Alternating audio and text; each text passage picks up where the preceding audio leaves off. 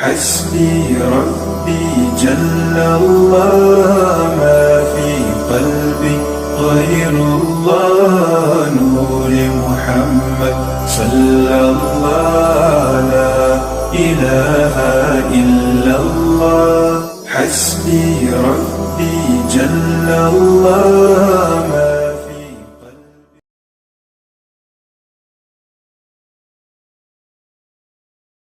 সারা পৃথিবীর আলেম ওলামা যদি এক ফিল্ডে বলে যে গণতন্ত্রের নীতিতে নেতা নির্বাচন করতে হবে, তা হবে হারাম, তা হবে নাজায়েজ।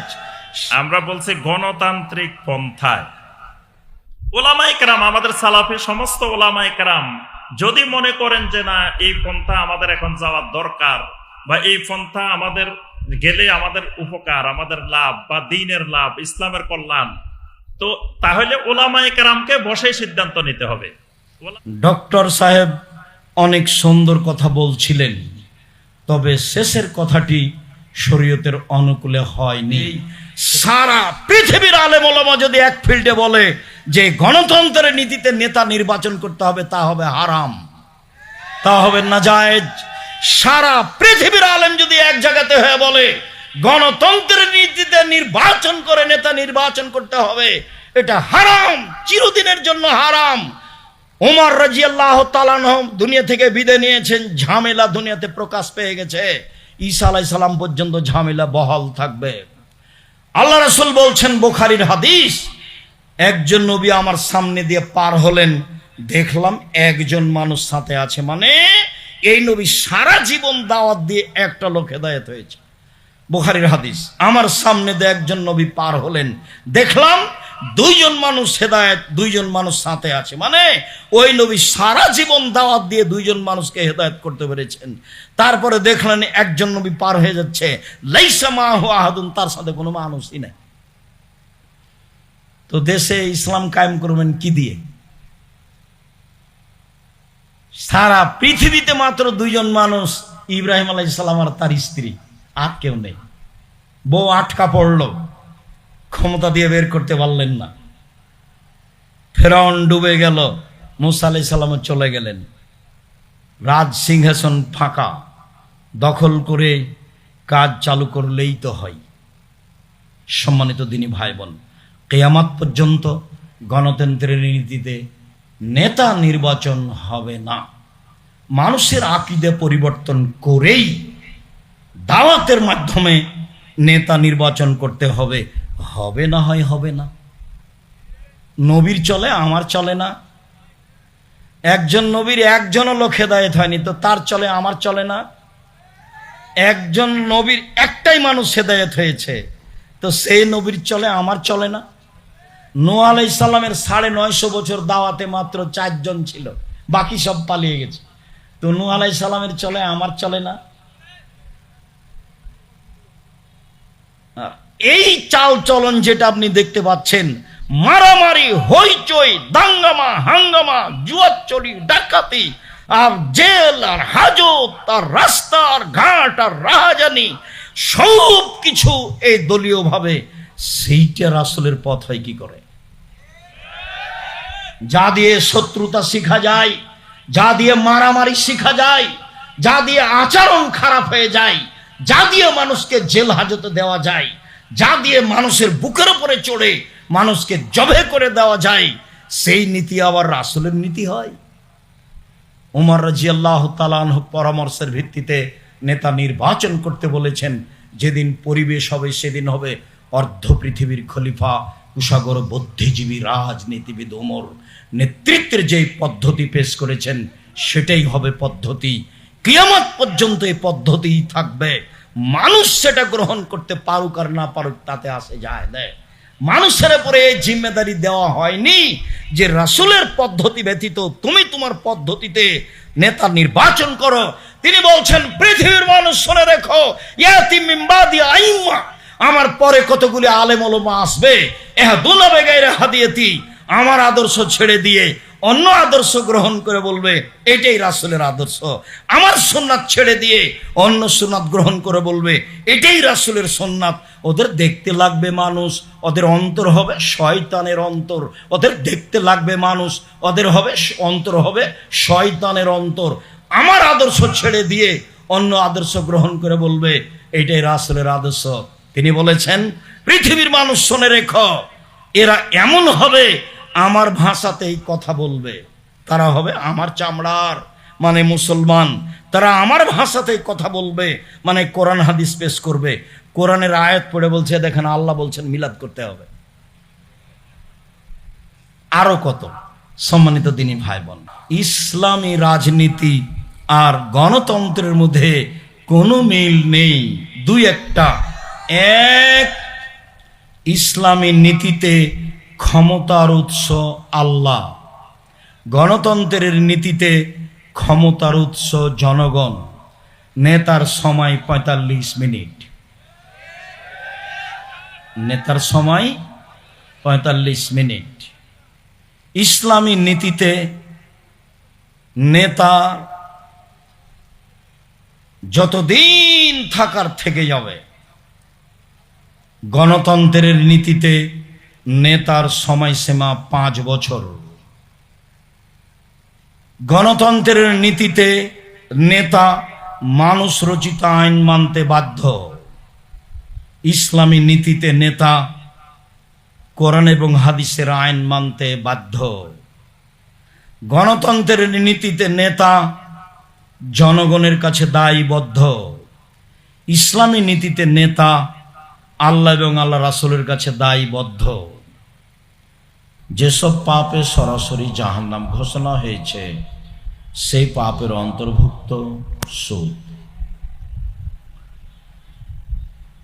এ ব্যাপারে আবু হুরায়রা রাদিয়াল্লাহু তাআলা আনহু বলেন, রাসূল সাল্লাল্লাহু আলাইহি ওয়াসাল্লাম বলেছেন, ইয়াতি আল্লাহ নাসে জামানুন লা ইউবালিন নাস মা খাজা মিনহু আমিনাল হালাল আমিনাল হারাম। অচিরে একটা মানুষের উপরে সময় চলে আসছে, যে সময় মানুষ পয়সা উপার্জন করবে কিন্তু বিবেচনা করবে না আমার এই পয়সা বৈধ না অবৈধ। সেটাই হচ্ছে সময় এখন। বহু মানুষই বিভিন্ন এনজিওর মাধ্যমে, ব্যাংকের মাধ্যমে, বিভিন্ন চাকরির মাধ্যমে পয়সা উপার্জন করছে। সে বিবেচনা করা প্রয়োজন মনে করে না যে এ পয়সা বৈধ না অবৈধ। পয়সার পিছনে মানুষ এমনভাবে লেগে যাবে যাতে তার বিবেচনার প্রয়োজন হবে না, বিবেচনা করবে না। এ কথাই অত্র হাদিসে রাসূল সাল্লাল্লাহু আলাইহি সাল্লাম বলেছেন। আমর ইবনে আউফ রাদিয়াল্লাহু তাআলা আনহু বলেন, রাসূল সাল্লাল্লাহু আলাইহি ওয়াসাল্লাম বলেছেন, আল্লাহে আল্লাহর কসম, আল্লাহে আল্লাহর কসম, লাল ফাকরা আখশা আলাইকুম, তোমরা নিঃস্ব হয়ে যাবা এই ভয় আমি করি না। তোমরা দরিদ্র হয়ে যাবা এই ভয় আমি করি না। দরিদ্র হয়ে যাওয়ার ব্যাপারে আমার কাছে ভয় ভীতি কাজ করে না। ওয়ালাকিন আখশা আলাইকুম, তবে আমি তোমাদের উপরে যেটা ভয় করি, আশঙ্কা করি, আনতুবসাতা আলাইকুম দুনিয়া কামা বসাতাত মান কানা ক্বাবলাকুম, পৃথিবীর অর্থ সম্পদ তোমাদের সামনে তুলে ধরা হবে। তোমরা দেখতে পাবে উপার্জনের অসংখ্য পথ। বাড়িতে বসে বসে মানুষ পয়সা উপার্জন করছে, যেখানে অর্থ সম্পদ লাগে না, যেখানে বিনিময় লাগে না, যেখানে শ্রম লাগে না, বসে বসে পয়সা উপার্জন হয়। অথচ উপার্জনের পথ 4টি। 1 দিন মজুরি, 2 চাকরি, 3 জমি চাষ, 4 ব্যবসা। এই হচ্ছে উপার্জনের পথ। কোনোটাই হলো না। পয়সা উপার্জন হয় কি করে? আমি আশঙ্কা করছি তোমাদের সামনে পৃথিবী উপার্জনের পথ তুলে ধরা হবে। তানাফাসুনা ফিহা, পয়সা উপার্জনের প্রতিযোগিতায় নেমে যাবা। কামা তানাফাসুনা মান কানা কাবলাকুম, যেমন তোমাদের পূর্বের লোকেরা বিবেচনা ছাড়াই পয়সা উপার্জনের পিছনে পড়েছিল। তুহলিকুকুম কামা হালাকাতুম। এই ছেলে, কথা বলো কেন? তোমার এখানে কি কাজ আছে? আর তুমি দাঁড়িয়ে আছো কেন? বসো, এখন কাজ দেখায় না। সম্মানিত দিনী ভাই বোন, অত্র হাদিসে রাসূল সাল্লাল্লাহু আলাইহি সাল্লাম বলেন, এমন একটা যুগ চলে আসবে যেই সময়ে মানুষ পয়সা উপার্জনের প্রতিযোগিতায় নেমে যাবে। এইরকমই প্রতিযোগিতায় নেমেছিল মানুষ। তুহলিকুকুম, এই পয়সা উপার্জন তোমাকে ধ্বংস করে দিবে। কামা আহলাকাতহুম, যেমন পূর্বের মানুষকে এই পয়সা উপার্জন ধ্বংস করেছিল। সুদ তার একটা অতীতের জাহেলিয়াতের যুগের উপার্জনের পথ, যেটাকে রাসূল সাল্লাল্লাহু আলাইহি সাল্লাম বিদায় হজে রেবাল জাহেলিয়া বলে ঘোষণা দিয়েছেন।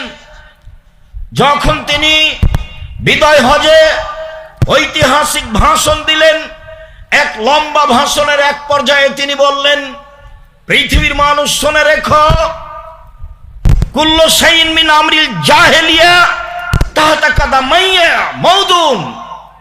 জাহেলিয়াতের যুগের যত নিয়ম কানুন ছিল, জাহেলিয়াতের যুগের যত পোশাক পাতি ছিল, জাহেলিয়াতের যুগের যত চাল চলন ছিল, জাহেলিয়াতের যুগের যত ব্যবসা বাণিজ্য ছিল, সবকে আমি আমার দুই পায়ের নিচে রেখে বাতিল ঘোষণা করলাম। তাতে তিনি বলেছিলেন, আমি দুই পায়ের নিচে রেখে দিলাম। রাসূল সাল্লাল্লাহু আলাইহি সাল্লাম পরের বাক্যে বলেন, অরেবাল জাহেলিয়া মদুন, জাহেলিয়াতের যুগের এই সুদ প্রথাও আমি বাতিল ঘোষণা করলাম। তাহলে জাহেলিয়াতের যুগে, বন্যতার যুগে, বর্বরতার যুগে, অসভ্যতার যুগে মানুষ সুদ খেত, চক্রাহারে সুদ গ্রহণ করত, যাওয়াত্র বুখারী মুসলিমের হাদিসে বোঝা যায়। তিনি বলেন, পৃথিবীর মানুষ শুনে রেখো, আউয়ালু রেবা আদা, আমি প্রথম যেটা সুদ বাতিল ঘোষণা করলাম, মিন রেবা না, সেটা আমাদের সুদ। রেবা আব্বাস ইবনে আব্দুল মুত্তালিব, আমার চাচা আব্দুল মুত্তালিবের যত সুদি লেনদেন ছিল সব আমি মওকুফ ঘোষণা দিলাম। তিনি বললেন,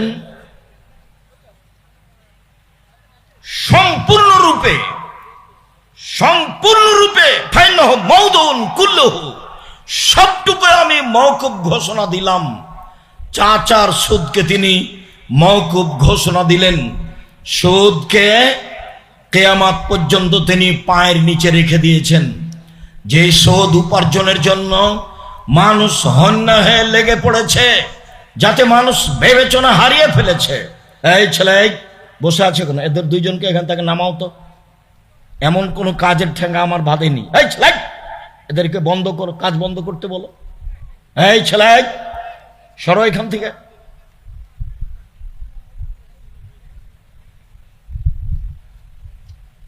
সম্মানিত দিনী ভাই বোন, বলছিলাম রাসূল সাল্লাল্লাহু আলাইহি সাল্লাম বিদায় হজের শেষ ভাষণে জাতির সামনে ঘোষণা করে গেলেন, পৃথিবীর মানুষ শুনে রেখো, সুদ প্রথা, জাহেলি প্রথা, সুদ প্রথা বন্যতার যুগের প্রথা, সুদ প্রথা হারাম প্রথা, যেটা আমি আমার পায়ের নিচে রেখে বাতিল ঘোষণা দিলাম।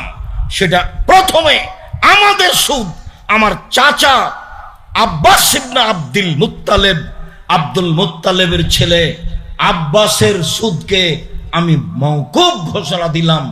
এ আর লেনদেন কিয়ামত পর্যন্ত চলবে না।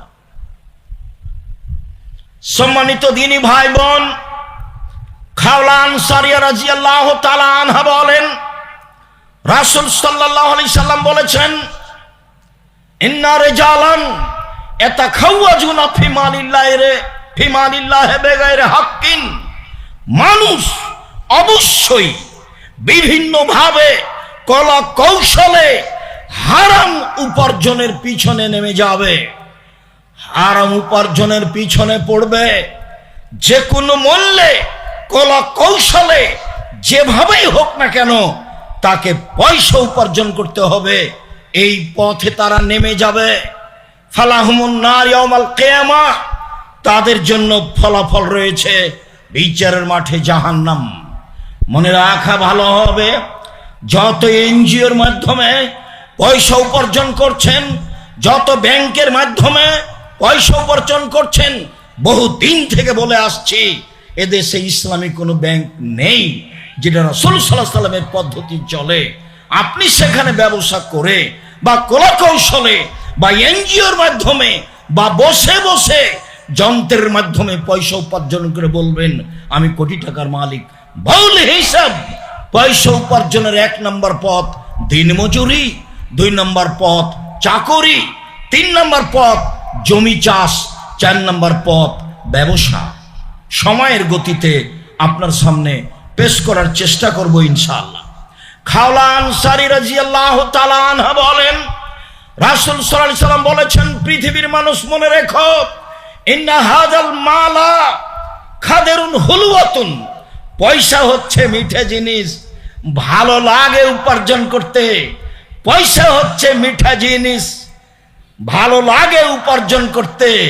হুলওয়াতুন খাজেরা, ফামান আসাবাহু বিহাক্কিহি বুরাকা লাহু ফিহি, কেউ যদি সত্যই বৈধ পয়সায় পয়সা উপার্জন করে, বৈধ পন্থায় পয়সা উপার্জন করে, তাহলে তাতে বরকত রয়েছে, তার পয়সা বাড়তে থাকবে। এরপর আল্লাহ রাসূল বলছেন, পৃথিবীর মানুষ শুনে রেখো, ইন্না মুতাখাব্বিজিন আও রুব্বা মুতাখাব্বিজিন ফিমা সাত নাফসুহু, বহু পয়সা উপার্জনকারী ইচ্ছে মতো পয়সা উপার্জন করে। পৃথিবীর মানুষ শুনে রেখো, বহু পয়সা উপার্জনকারী ইচ্ছে মতো পয়সা উপার্জন করে, ফালাইসা লাহুল ইয়াউমাল কিয়ামা ইল্লান নার, বিচারের মাঠে তার জন্য রয়েছে জাহান্নাম। মনে রেখো পৃথিবীর মানুষ, বিচারের মাঠে তার জন্য রয়েছে জাহান্নাম। পয়সা উপার্জনের পথ যদি বৈধ না হয়, ফলাফল জাহান্নাম। হাদিস বুখারী মুসলিম, এ কথা মুহাম্মদ সাল্লাল্লাহু আলাইহি সাল্লাম বলেন। দেশবাসী, সম্মানিত পৃথিবীর দ্বীনি মুসলিম ভাই বোন, আমি সব সময় বলে আসছি, মানুষের জীবনে 4টা জরুরি কাজ। তার 1 নম্বর কাজ হচ্ছে 5 ওয়াক্ত সালাত, 2 নম্বর কাজ হচ্ছে হালাল রুজি, 3 নম্বর কাজ হচ্ছে কোরআন তেলাওয়াত, 4 নম্বর কাজ হচ্ছে আড্ডা পিটা চিরদিনের জন্য নিষেধ। সম্মানিত দ্বীনি ভাই বোন, জাবের রাদিয়াল্লাহু তাআলা আনহু বলেন, রাসূল সাল্লাল্লাহু আলাইহি সাল্লাম বলেছেন, লা ইয়াদখুলুল জান্নাতা লাহামুন নাবাতা মিনাস সুহতি, যেই শরীর, ছেলে মেয়ে, আহাল পরিবার হারাম উপায়ে বড় হয়, তার জন্য জাহান্নাম যথেষ্ট। অকুল্লু লাহামিন নাবাতা মিনাস সুহতি কানাতিন নার আউলা বিহি, যেই শরীর অন্যায়ভাবে অবৈধ পয়সা দিয়ে বৃদ্ধি হয়, সেই শরীরের জন্য জাহান্নামই উপযুক্ত। এই শরীরের জন্য জাহান্নাম উপযুক্ত। এই শরীর জাহান্নামে যাবে, তার উপযুক্ত হয়েছে, এই কথা রাসূল সাল্লাল্লাহু আলাইহি সাল্লাম বলেন। আবু বকর রাদিয়াল্লাহু তাআলা আনহু বলেন, রাসূল সাল্লাল্লাহু আলাইহি ওয়াসাল্লাম বলেছেন, লা ইয়াদখুলুল জান্নাতা জাসাদুন গুযিয়া বিল হারাম, যে শরীর হারাম উপায়ে বৃদ্ধি পায়, যাকে হারাম খেতে হয়, যে হারাম খায়, সে জান্নাতে প্রবেশ করবে না। ব্যাংকে লোন নিয়ে ব্যবসা করার জন্য কোনোদিন পরামর্শ দেওয়া হয়নি চকলেট বিক্রি করে খেতে হবে, মূলত এ কথাও আমি বলিনি। আমি বলতে চেয়েছি চকলেট বিক্রি করে খেতে হবে মানে কম পয়সা দিয়ে ব্যবসা করতে হবে, তাহলে লোন নিতে হবে না। ব্যাংকের টাকা নিজের আপনি মনে করলেন, কত টাকা লোন নিয়ে জাতির পয়সা ধ্বংস করে, ব্যাংকের পয়সা লুটপাট করে চলে গেলেন, মনে করলেন পথ সহজ হয়ে গেছে, অসম্ভব তা হতে পারে না। রাসূল সাল্লাল্লাহু আলাইহি সাল্লাম যা বলেছেন ফলাফল তাই হবে। শ্বাস বন্ধ হওয়ার পূর্বে যদি এর প্রতিকার করা সম্ভব না হয়, তাহলে ফলাফল রাসূল যা বলেছেন তাই হবে। অল্প দিন বাঁচতে এসে হারাম উপার্জন করে নিজেকে সফল মনে করবেন না। ব্যাংকে চাকরি করেন, লোন নিয়ে বাড়ি করলেন, স্ত্রী ছেলে মেয়ে খুশিতে থাকলো, মনে করলেন যে খুব ভালো আছি, ভুল হিসাব। রাসূল সাল্লাল্লাহু আলাইহি সাল্লাম প্রত্যেক দিন সালাম ফিরার পূর্বে কয়েকটি কথা বলতেন, তার একটি বলতেন এক দুয়ার শেষ অংশে, ওয়াউযু বিকা মিনাল মাসামি ওয়াল মাগরাম, আল্লাহ তোমার কাছে বাঁচতে চাই বড় পাপ হতে, তোমার কাছে বাঁচতে চাই ঋণ কর্য হতে, আল্লাহ তোমার কাছে বাঁচতে চাই বড় পাপ হতে, তোমার কাছে বাঁচতে চাই ঋণ কর্য হতে। ব্যাংকে লোন নিয়ে ঋণ নিয়ে বাড়ি গাড়ি করলেন, ছেলে মেয়ে স্ত্রী খুশিতে আছে, এইভাবে দুনিয়া থেকে চলে গেলেন, ফলাফল জাহান্নাম। এই ঘোষণা রাসূল সাল্লাল্লাহু আলাইহি সাল্লাম দিয়েছেন, মনে রাখা ভালো হবে। চলেন, সুদ, যত পয়সা উপার্জন হারাম উপার্জনের পথ রয়েছে, তার সবচেয়ে জঘন্য খারাপ উপার্জনের পথ হলো সুদ। সুদের মাধ্যমে যে পয়সা উপার্জন হয়, হারাম উপার্জনের সবচেয়ে খারাপ পথ পন্থা হলো সুদের পয়সা। মহান আল্লাহ বলেন, ওয়াহাল্লালুল বাই'a ওয়া হাররামার রিবা, পৃথিবীর মানুষ শুনে রেখো, তোমাদের জন্য চিরতরে সুদকে হারাম ঘোষণা করা হলো, ক্রয় বিক্রয় বৈধ করা হলো। জনগণ বলেছিল ব্যবসাতে টাকা বেশি হয়, সুদেও টাকা বেশি হয়, তাহলে সুদ হারাম হবে, ব্যবসা কেন হালাল হবে? দুইটাতে তো টাকা আসে। আল্লাহ তাদের উত্তরে বললেন, পৃথিবীর মানুষ শুনে রেখো, সুদ চিরদিনের জন্য হারাম, ব্যবসা চিরদিনের জন্য হালাল। আমরা স্পষ্ট হতে পারলাম না ভালোভাবে। আমিও সেদিন পর্যন্ত খুব ভালো বুঝছিলাম না। যেদিন আমি আব্দুল্লাহর একটা বক্তব্য শুনলাম, বক্তব্যের এক পর্যায়ে বলছিল যে টাকাকে তার নিজ গতিতে চলতে দিতে হবে। টাকার নিজ গতি হলো তাকে বিনিময়ে ব্যবহার করতে হবে। টাকা জন্ম নিয়েছে, মুদ্রার জন্ম হয়েছে বিনিময়ে ব্যবহারের জন্য। এই বোতলটা কিনেছি 10 টাকা দিয়ে, এটা হলো বিনিময়। যতক্ষণ পর্যন্ত টাকা বিনিময়ে চলবে ততক্ষণ পর্যন্ত সে নিজ গতিতে রয়েছে। আর যখন সে বিনিময়ে চলবে না, টাকা দিয়ে টাকা বেশি হবে, তখন টাকার উপরে জুলুম করা হবে। যার উপরে জুলুম করা হয় সে কিছুদিন টিকতে পারে না, অপমান সহ্য করতে না পেরে এক পর্যায়ে সে বিদায় নেই। তাই আল্লাহ তাআলা বলেন, ইয়ামহুকুল্লাহুর রিবা ওয়া ইউরবিস সাদাকাত, পৃথিবীর মানুষ মনে রেখো, সুদ মানুষের টাকাকে কমিয়ে দেয়, সুদ মানুষকে নিঃস্ব তৈরি করে, সুদ মানুষকে ভিক্ষুক বানায়। আজ হোক আর কাল হোক সুদের টাকা শেষ হবেই। আব্দুল্লাহ বিন মাসউদ রাদিয়াল্লাহু তাআলা আনহু বলেন, রাসূল সাল্লাল্লাহু আলাইহি সাল্লাম বলেছেন, ইন্নার রিবা ওয়াইন কাসরা, যদিও মনে হয় সুদের টাকা বাড়ে, যদিও মনে হয় সুদের টাকা বাড়ে, ফাইনা আকিবাতাহু ইয়াসরি লাকাল্লিন, কিন্তু তার শেষ ফলাফল হচ্ছে নিঃস্ব। মনে রাখা ভালো হবে, যখন সুদ খাবে মানুষ, তখন এলাকার জেলার কয়েকজন লোকের কাছে টাকা বেশি হবে, বাকিগুলো নিঃস্ব হয়ে যাবে। এইভাবে কয়েকটা দেশ নিঃস্ব হয়ে যাবে, বাকি দেশে টাকা চলে যাবে। এই হচ্ছে সুদের ফলাফল। সুদের ভিত্তিতে একদিন তাকে নিঃস্ব হতেই হবে, যা আল্লাহ তাআলা বলেছেন। কেন? মানুষ টাকার উপরে জুলুম করেছে, টাকাকে তার নিজ গতিতে চলতে দেয়নি। মুদ্রা যে কারণে পৃথিবীতে জন্ম নিয়েছে, সেই কারণে তাকে বহাল রাখা হয়নি, বরং তার উপরে জুলুম করা হয়েছে। আমি মনে হয় বুঝাতে পারলাম না। 1 কেজি বেগুন কিনলে বিনিময়ে কি দিব?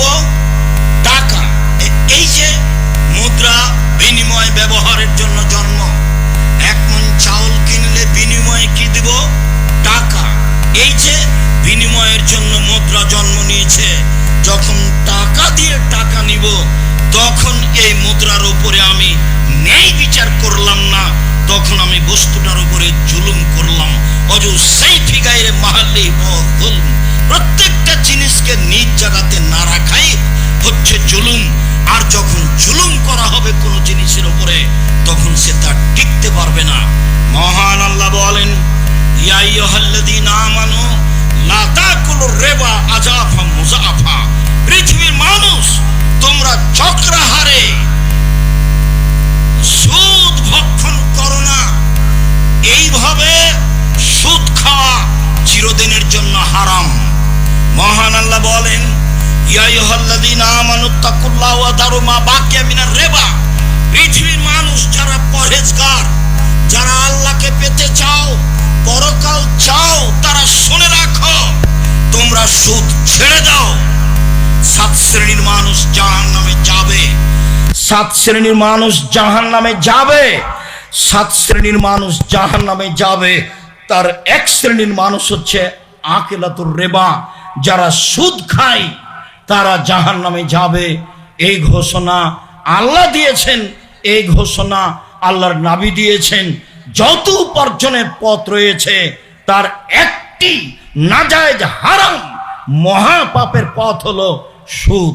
সম্মানিত দিনী ভাই বোন, উবাদা ইবনে সামিত রাদিয়াল্লাহু তাআলা আনহু বলেন, রাসূল সাল্লাল্লাহু আলাইহি সাল্লাম বলেছেন, পৃথিবীর মানুষ শুনে রেখো, আয-যাহাবু বিয-যাহাবে, স্বর্ণের বিনিময়ে স্বর্ণ, অল ফিদ্দা বিল ফিদ্দে, রূপার বিনিময়ে রূপা, অল বুরর বিল বুররে, গমের বিনিময়ে গম, অশ্বাইর বিশ্বইরে, জবের বিনিময়ে জব, অল মিলহ বিল মিলহে, লবণের বিনিময়ে লবণ, ইয়াদান বায়াদিন, নগদ নগদ, হাতে হাতে, সওয়ান বেসাইন, সমান সমান, নগদ নগদ লেনদেন চলবে, প্রয়োজন হলে করো। ওয়ালা তুসিফু, কমবেশ করো না। এটাই হচ্ছে সুদ। মানে হুবাহু যখন কোনো জিনিস কমবেশ হয়ে যাবে, তখনই তা সুদ হবে। মনে রেখো পৃথিবীর মানুষ, আবু সাঈদ খুদরি রাদিয়াল্লাহু তাআলা আনহু বলেন, যা বেলালুন ইলান নবী সাল্লাল্লাহু আলাইহি সাল্লাম বিতামারিন বারনিন। একদা আল্লাহর রাসূলের নিকটে বেলাল রাদিয়াল্লাহু তাআলা আনহু খুব দামি ভালো খেজুর নিয়ে আসলেন। আল্লাহ রাসূল খেজুর দেখে বললেন, মিন আইনা হাজা? বেলাল, তুমি এই খেজুর কোথা থেকে নিয়ে এসেছো? বেলাল রাদিয়াল্লাহু তাআলা আনহু উত্তরে বললেন, আল্লাহর নবী, ইনদানা তামারুন রাদিউন, আমাদের কাছে খারাপ খেজুর ছিল, আমাদের কাছে দুর্বল খেজুর ছিল, আমাদের কাছে কীট খেজুর ছিল। ফা বেইতু মিনহু সাইন বেসাইন, তা 2 সা দিয়ে 1 সা নিয়েছি, তা 2 সা দিয়ে 1 সা নিয়েছি। 5 কেজি দিয়ে 2.5 কেজি নিয়েছি, তা 2 সা দিয়ে 1 সা নিয়েছি। 5 কেজি দিয়ে 2.5 কেজি নিয়েছি। তখন আল্লাহ রাসূল বলছেন, আহ আইনুর রিবা, হায় হায়, এটাই তো মূলত সুদ। আহ আইনুর রিবা, হায় হায়, আরে এটাই তো মূলত সুদ। কি করেছ? লা তাফাল, কখনো করো না। পৃথিবীর মানুষ, টাকা দিয়ে টাকা ভক্ষণ করো না, কখনো করো না। বেলাল, এই কাজ কখনো করো না, এই কাজ চিরদিনের জন্য হারাম। এটাই হচ্ছে আসল সুদ। শোনো, যদি ফাইন আরাদ্দা, এমনটা যদি করাই লাগে, আন্তাস্তারিয়া, কিনতে যদি চাও, তাহলে ফাবিউ তামারা বেবাইন আখার, এই দুর্বল খেজুর বিক্রি করে দাও। সুম্মাস্তারি বেহি, তারপর টাকা দিয়ে দামি খেজুর কিনো। হাদিস বুখারী মুসলিম। বেলাল, যদি ভালো খেজুর কিনতে হয় তাহলে দুর্বল খেজুর টাকা দিয়ে বিক্রি করে দাও, তাহলে দুর্বল খেজুর টাকা দিয়ে বিক্রি করে দাও, সেই টাকা দিয়ে আবার ভালো খেজুর কিনো। অন্যথায় একটা জিনিস সুবাহু কমবেশ হলেই তা হারাম হবে, মনে রেখো তোমরা।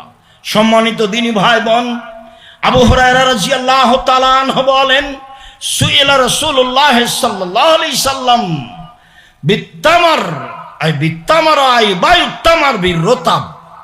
আল্লাহর নবী, আমরা শুষ্ক খেজুর দিয়ে, শুকনা খেজুর দিয়ে কি তাজা খেজুর কিনতে পারি?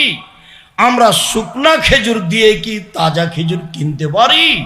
আল্লাহ রাসূল বলছেন, আয়ানকুসু এজা এইবাস আও এবিসা, যখন তাজাটা শুকিয়ে যাবে তখন কমে যাবে কি? বোঝা যাচ্ছে মুহাম্মদ সাল্লাল্লাহু আলাইহি সাল্লাম সামাজিক সম্পর্কে তেমন তার অবগতি ছিল না। তিনি বলছেন, শোনো, তাজা খেজুর শুকালে কমে যাবে কি? কালো না। সাহাবীগণ বলেন, হ্যাঁ, তাজা খেজুর শুকালে কমে যাবে। তখন আল্লাহ রাসূল বলছেন, লা তাফাল, না, এটা করতে পাবো না, এটাই হলো সুদ। তার মানে এখনই তুমি কম দিয়ে বেশি নিলে, কেননা শুকালে তো কমে যাবে, তাহলে এখন সমান সমান দিয়ে কেমনে হবে? শুকালে তো কমে যাবে, তাহলে এখন সমান সমান কেমনে হবে? এরই নাম সুদ।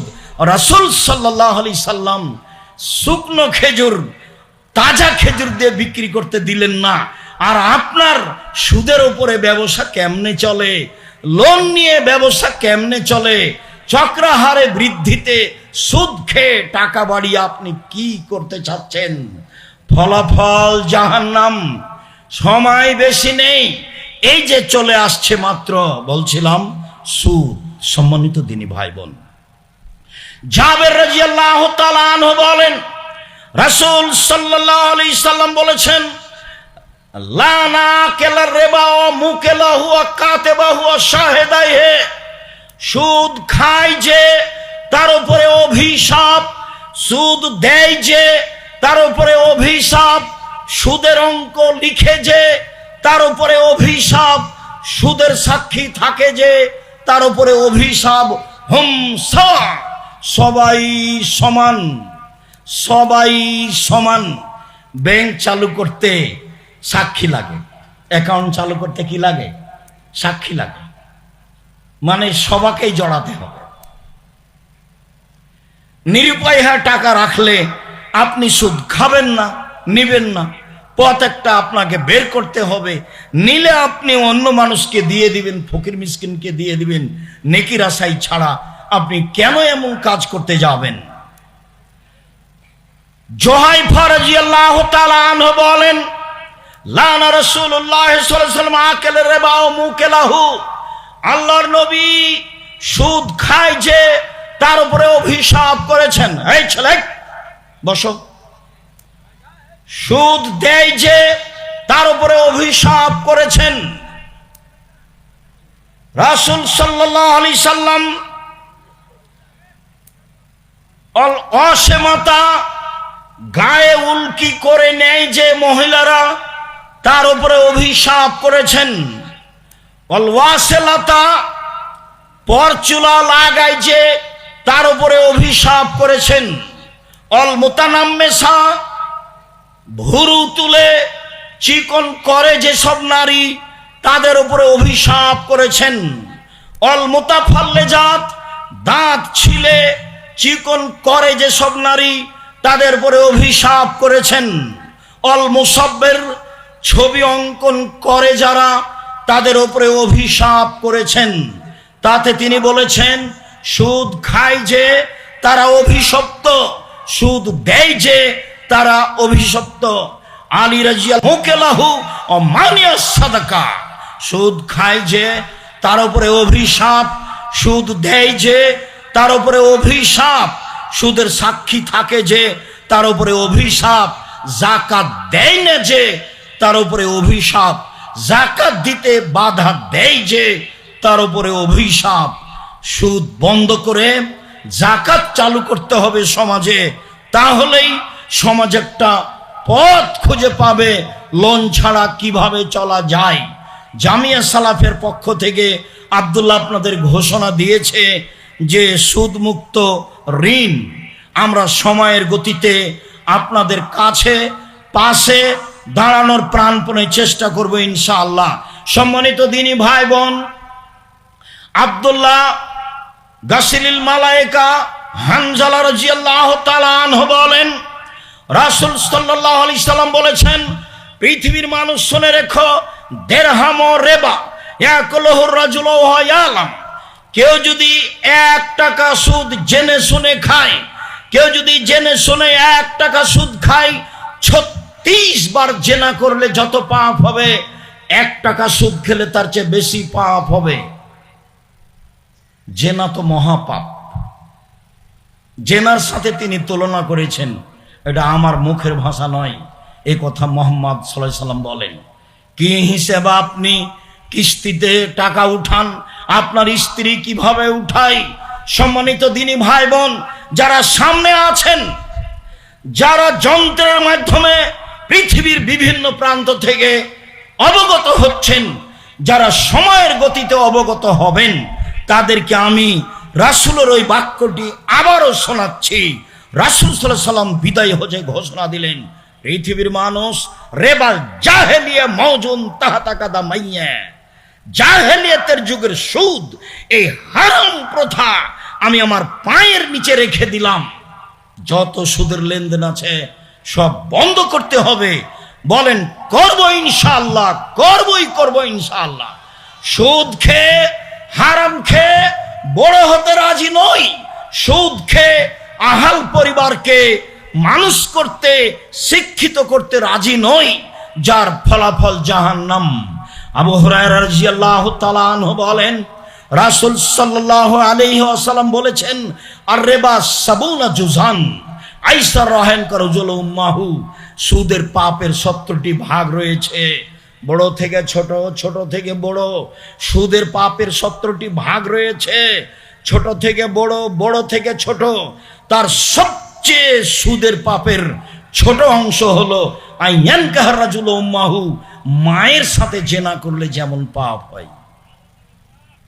নাউজুবিল্লাহ মিন যালিক, লা হাওলা ওয়ালা কুওয়াতা ইল্লা বিল্লাহ। আগে তো বললেন 1 টাকা সুদ খেলে 36 বার জেনা করে যত পাপ হবে, 1 টাকা সুদ খেলে তার চেয়ে বেশি পাপ হবে।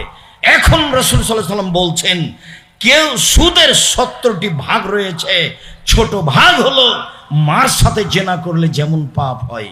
নাউজুবিল্লাহ মিন যালিক, লা হাওলা ওয়ালা কুওয়াতা ইল্লা বিল্লাহ। যে কোনো মূল্যে নিজেকে, পরিবারকে সুদমুক্ত করতে হবে, করতেই হবে যে কোনো মূল্যে। রাসূল সাল্লাল্লাহু আলাইহি সাল্লাম ওই সময় একটা কথা বলেছিলেন, পৃথিবীর মানুষ শুনে রেখো, আমার উম্মত ইহুদি খ্রিস্টানের সাথে মিশে যাবে। ডান পায়ের জুতা যেমন বাম পায়ের সমান, ডান হাতের বিঘত যেমন বাম হাতের সমান, আমার উম্মত ইহুদি খ্রিস্টানের সাথে তেমন মিশে যাবে সমান সমান।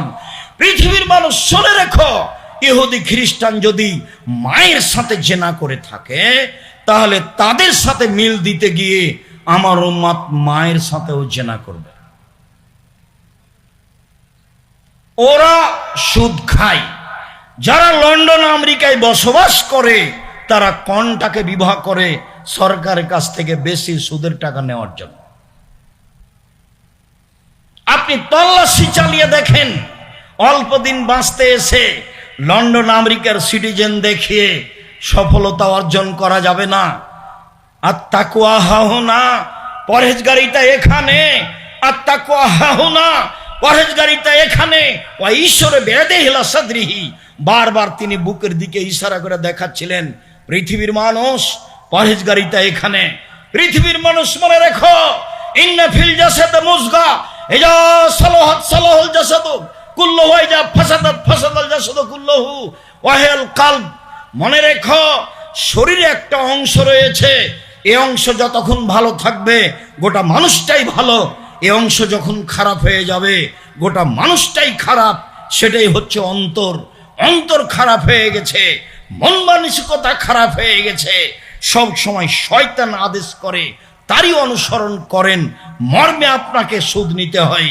চলেন, লম্বা হাদিস বলতে চাইনি, তবু সময়ের গতিতে সুদ দেখানোর জন্য আপনাকে আমি আংশিক হলেও পেশ করি। সামরা ইবনে জুনদুব রাদিয়াল্লাহু তাআলা আনহু বলেন, কানান নবী সাল্লাল্লাহু আলাইহি ওয়াসাল্লাম ইযা সাল্লা আকবালা আলাইনা বিওয়াজহিহি, আল্লাহর নবী যখন সালাত আদায় করতেন, কথা বলার প্রয়োজন হলে তিনি আমাদের মুখামুখি বসতেন। তিনি জিজ্ঞাসা করতেন, হাল রাআহাদুম মিনকুম আল-লাইলা রুয়া, গত রাত্রে তোমাদের স্বপ্নে কেউ কিছু দেখেছে কি? ফাইন রাআহাদুন কাসাহা, কেউ যদি কোনো স্বপ্ন দেখতো তাহলে বলে দিত, আল্লাহ রাসূল আমি এই স্বপ্নে দেখেছি। ফায়াকুলুল্লাহু তাআলা মাশাআল্লাহ, আল্লাহর নবী ওই উত্তর দিয়ে দিতেন স্বপ্নের যা আল্লাহ চাইতেন। ফাসা আলানা ইয়ামান, তিনি আমাদের একদা জিজ্ঞাসা করলেন, হালরা মিনকুম আহাদুন আল্লাইলা তরুয়া, গত রাত্রে তোমরা স্বপ্নে কিছু দেখেছো কি? কুলনা লা, আমরা বললাম জি না, আমরা স্বপ্নে কিছু দেখিনি। আল্লাহর নবী বলছেন, শোনো, ইন্নী রাআইতু লাইলাতা রাজুলাইনি ফাতায়ানি, আমি স্বপ্নে দুইজন লোককে দেখলাম, তারা আমার নিকটে আসলো। ফাখাজা বেয়াদাইয়া, তারা আমার দুই হাতকে ধরে নিল, দুই হাত ধরে নিয়ে আমাকে বাইতুল মুকাদ্দাসের দিকে টেনে নিয়ে যাচ্ছে। ফাআতাইনাল রাজুলিন, হঠাৎ একটা লোকের পাশে চলে আসলাম, লোকটি বসে আছে। ওরাজুলুন কায়েমুন, একটা লোক পাশে দাঁড়িয়ে আছে। অফিয়াদিহি কালবুন মিন হাদিদিন, তার হাতে রয়েছে লোহার বাঁকা লাঠি। ফা ইদখিলুহু ফি সিদকিহি, লোহার বাঁকা লাঠি তার মুখের ডান পার্শ্ব দিয়ে ঢুকিয়ে দিচ্ছে, ঢুকে চিরে ফেলছে। হাত্তা ইয়াবলুগা কাফাহু, চিরে পিছন দিকে নিয়ে যাচ্ছে। ওয়া ফল বিসিদকিহিল আখার, মুখের অপর সাইডও এইভাবে চিরে ফেলছে। ওয়া ইয়াউদু সিদকুহু কামা কানা, বাম দিক চিরতে না চিরতেই মুখের ডান দিক আবার ঠিক হয়ে যাচ্ছে। ফায়াউদু ফায়াফালু মিসলাহু, আবার ডান দিকে আসছে, মুখ চিরে ফেলছে। আমি বললাম, মা হাজা, একই দৃশ্য। কালা তাদার, তারা দুইজন বলেন, ইনতালেক, চলতে থাকেন। ফান্তালাক না, কিছু না বলে চলতে থাকলাম। ফাতাইনাল রাজুলিন মুস্তাজিনাল কাফাহু, আস্তে আস্তে হঠাৎ একটা লোকের পাশে চলে আসলাম। দেখি লোকটা চিত হয়ে শুয়ে আছে, পাশে একটি লোক দাঁড়িয়ে আছে, তার হাতে একটা পাথর রয়েছে। ইয়াসদা কবি রাসাহু, পাথর দিয়ে মারছে তার মাথার উপরে। ফাতাদাদা হাল হাজারো ফান্তালাকে লেহে লেয়া খুজহু, মাথায় লেগে মাথা ভেঙে চৌচির হয়ে যাচ্ছে, পাথর ছিটকে দূরে চলে যাচ্ছে। ওই লোকটি পাথর আনতে যাচ্ছে, পাথর আনতে না আনতেই মাথা ঠিক হয়ে যাচ্ছে, আবার মারছে। দৃশ্য দেখে আমি বললাম, মা হাজা, একই দৃশ্য। তারা দুইজন বললেন, ইনতালেক, চলতে থাকেন। ফান্তালাক না, কিছু না বলে চলতে থাকলাম। চলতে চলতে ফাতাইনাল লাগবিন মিসলিত তান্নুরে, চলে আসলাম একটা চুলার পাশে। আলাহু জায়কুন আসফালাহু ওয়াসে, যেই চুলার উপর দিক সংকীর্ণ, নিচের দিক প্রশস্ত। তন্দুরি রুটি যেই চুলাতে বানাই সেই চুলার মতো। দেখি চুলার ভিতরে কিছু মানুষ রয়েছে, তাতাহুন্নার, তার ভিতরে আগুন জ্বলছে।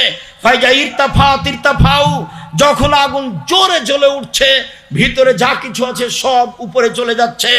ফাইজা খামাদাত রাজাউ ফিহা রাজাউ মা ফিহা, আর যখন আগুন একটু কমে যাচ্ছে, ওই যা উপরে উঠেছিল তা নিচে চলে যাচ্ছে। উপরে উঠার সময় মনে হচ্ছে বের হয়ে পড়ে যাবে। ফিহারে জ্বালনে সানোরাতুন, তাতে দেখি মহিলা এবং পুরুষ উলঙ্গ অবস্থায় জমা ধরে আছে। আগুন জোরে জ্বললে ধাঁধা ধাঁধা করে উপরে চলে যাচ্ছে জমা অবস্থায়। পরনে কোনো কাপড় নেই, আগুন কমে গেলে আবার নিচের দিকে চলে যাচ্ছে। আমি বললাম, একই। তারা দুইজন বলে, ইনতালেক, চলতে থাকেন। ফান্তালাক না, কিছু না বলে চলতে থাকলাম। চলতে চলতে চলে আসলাম আতালা নাহার মিন দামিন, একটা রক্তের নদীর পাশে। দেখি নদীতে শুধু রক্ত, অন্য কিছু নেই, নদীতে পানি নেই। নদীর পাশে একটা লোক দাঁড়িয়ে আছে, নদীর মাঝামাঝিতে একটা লোক আছে। কুল্লামা আরাদা একরোজা, যতবার লোকটা নদী থেকে উঠে যাওয়ার চেষ্টা করছে, পাশে যে লোকটা আছে তার হাতে একটা পাথর আছে, মারছে মুখের ওপরে। মায়ের কারণে লোকটা আবার নদীর মাঝামাঝিতে চলে যাচ্ছে। যতবার উঠার ইচ্ছা করে ততবারই তার মুখের উপরে পাথর মেরে তাকে রক্তের নদীর মাঝামাঝিতে করে দেয়। আমি বললাম এ কি? তারা দুইজন বললেন চলতে থাকেন। চলতে থাকলাম, কিছু না বলে চলে আসলাম একটা সবুজ বাগানের কাছে। বিশাল বাগান, গাছপালা খুব সবুজ। দেখি সেখানে একটা অনেক বড় গাছ, গাছের পাশে একজন বৃদ্ধ মানুষ বসে আছেন, তার সামনে কতগুলি বাচ্চা ছেলে আছে। একটু দূরে একজন লোক আছে, অফিয়াদেহি কাল্লবুন এই কুদনারা, তার হাতে একটা লোহার বাঁকা লাঠি রয়েছে। সে বারবার আগুনকে উত্তেজিত করছে। ফাসায়দাবিয়া সাজারা, তারা দুজন আমাকে গাছের উপর দিকে নিয়ে চলে গেলেন মাঝামাঝিতে। ওয়াদ খালানি দাঁড়ান মা রায় তো হাসানা কাত্ত, একটা ঘরে ঢোকালেন। এত সুন্দর ঘর আমি জীবনে কোনোদিন দেখিনি।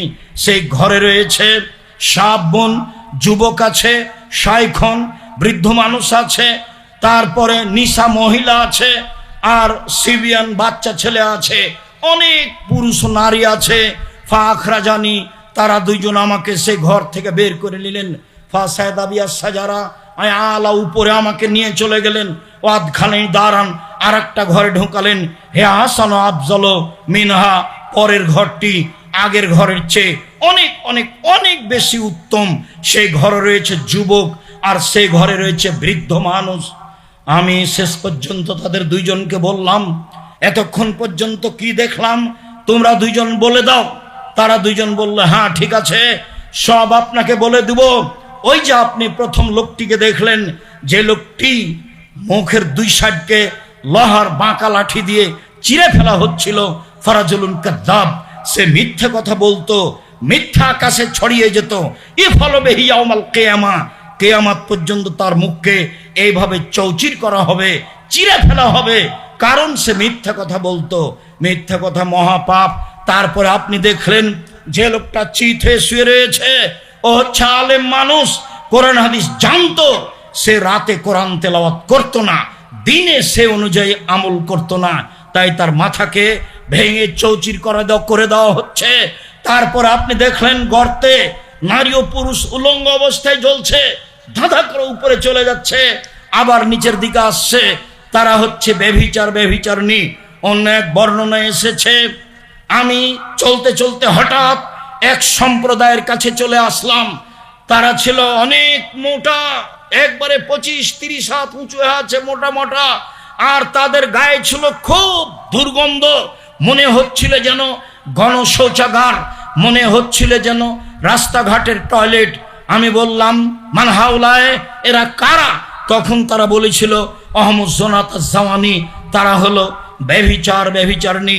সম্মানিত দিনী ভাই বোন, বিষয়টি খুব বেশি ভাবার।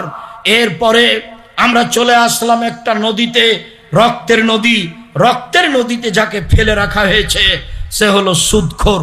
যতবার উঠতে চেষ্টা করছে ততবার তার মুখের উপরে মেরে তাকে রক্তের নদীতে করে দেওয়া হচ্ছে, তাতে তার মুখ ভেঙে চৌচির হয়ে যাচ্ছে। এইভাবে তাকে শাস্তি দেওয়া হবে কিয়ামত পর্যন্ত। সম্মানিত দিনী ভাই বোন, সুদের ফলাফল বিচারের পূর্বেই সুদ খায় যারা, তাদেরকে রক্তের নদীতে ফেলে দিয়ে এইভাবে বারবার পাথর দিয়ে মারা হবে। বিচারের দিনে যা হবে তা হবে জাহান্নাম, যা আগেই ঘোষণা হয়েছে। আল্লাহর দয়া ভিন্ন জিনিস। সম্মানিত দিনী ভাই বোন, তারপরে আপনি দেখলেন অনেক বড় একটা গাছ, গাছের নিচে একজন বৃদ্ধ মানুষ, তিনি হচ্ছেন ইব্রাহিম আলাইহিস সালাম। তার সামনে দেখলেন কতগুলি বাচ্চা ছেলে, তারা হচ্ছে মানুষের সন্তান। হিন্দু মুসলমান সবাই হতে পারে। অত্র হাদিসে বলা হয়েছে যেসব ছেলে মেয়ে মুসলিম অমুসলিম যুবক হওয়ার আগে মারা যায় তারা সবাই জান্নাতে যাবে, এ হাদিস দিয়ে বলা হয়েছে। তারপরে আপনি দেখলেন একটা লোক লোহার লাঠি দিয়ে আগুনকে উত্তেজিত করছে, তিনি হলেন জাহান্নামের মালিক, তিনি জাহান্নামের আগুনকে উত্তেজিত করছে। প্রথম ঘর যেটাতে ঢুকলেন সেটা হচ্ছে সাধারণ মোমেন পুরুষ নারীর ঘর, আর এখন যেটাতে বের হলেন সেটা হচ্ছে শহীদদের ঘর।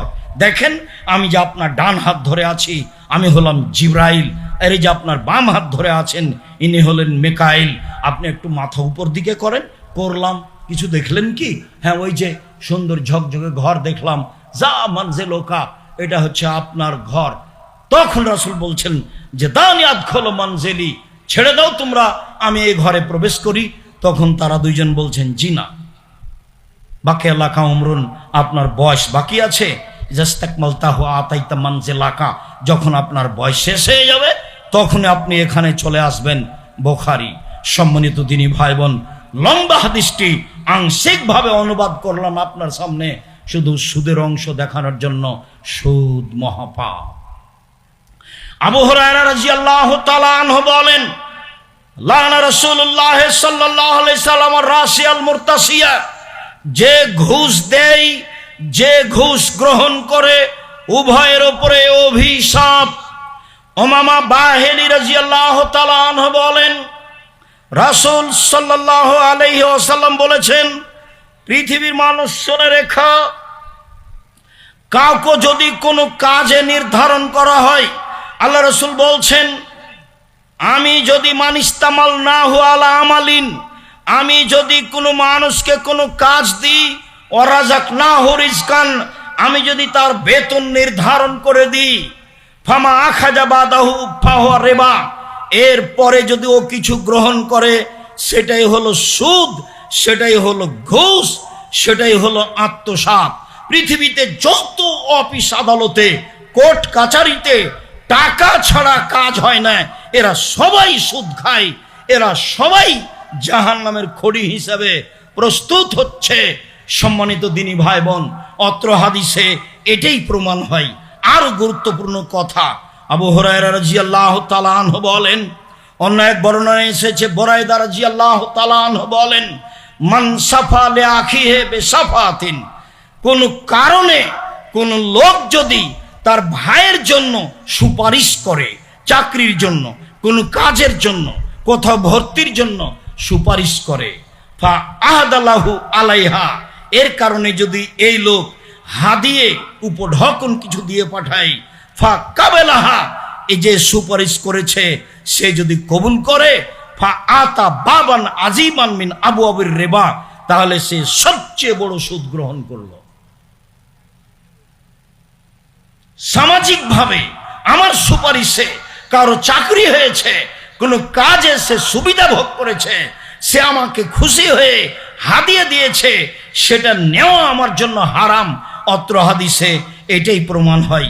সম্মানিত দিনী ভাই বোন, বুরদা ইবনে আবি মুসা বলেন, আমি কাদিমতুল মদিনা, আমি মদিনায় আসলাম, ফালাকিতু আব্দুল্লাহ ইবনে সালাম, পণ্ডিত মানুষ, আব্দুল্লাহ ইবনে সালামের কাছে উপস্থিত হলাম। তিনি বললেন, ইন্নাকা বিআরজিন ফিহা রিবা ফাসিন, শোনো, তুমি এলাকায় থাকো, যে এলাকায় থাকো সে এলাকায় সুদের খুব প্রভাব। তুমি যে এলাকায় থাকো সে এলাকায় খুব সুদের প্রভাব। তোমাকে একটা সতর্ক সাবধান করি, মনে রেখো, এ যা কান এলাকা।